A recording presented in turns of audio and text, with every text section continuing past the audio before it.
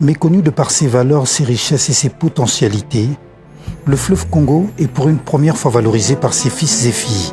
En tant qu'artistes et entrepreneurs culturels, nous espérons que la compréhension de la valeur de notre trésor bleu va permettre à influencer les expressions artistiques et à valoriser notre fleuve Congo. Je pense que le lien émotionnel qui devait exister entre le fleuve et le peuple congolais a tendance à s'évaporer à cause justement de la crise dans laquelle est entré ce fleuve.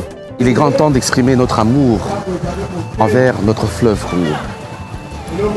Il est important de dire que nos rivières ne sont pas des poubelles. Le fleuve n'est pas une poubelle. Nos étendues hydrologiques ne sont pas des poubelles.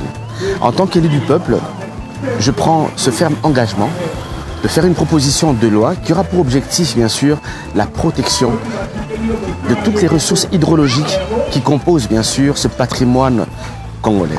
En prélude du Festival international Congo River, une conférence scientifique est prévue à l'hôtel Sultani dans le respect de gestes barrières, situé dans la commune de la Gombe, ici dans la ville-province de Kinshasa.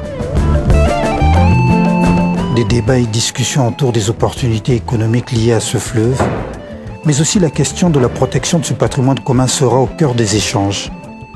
Des sujets majeurs auxquels la communauté doit prendre conscience.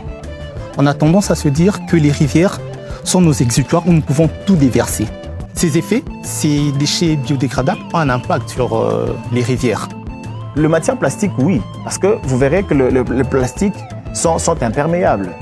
La vie d'un cours d'eau dépend aussi des filtrations et des infiltrations. Sur les lits, lorsqu'il y a plus moyen qu'il y ait filtration, il y a plus moyen, parce que les rivières fonctionnent aussi avec des rivières souterraines qui alimentent les rivières, c'est-à-dire de sources d'eau qui alimentent. Et lorsqu'il y a de matières plastiques qui empêchent à ce que les sources alimentent la rivière, cela pourra conduire d'abord à la diminution du débit de la cour et aussi plus tard à l'assèchement, à son tarissement bien sûr.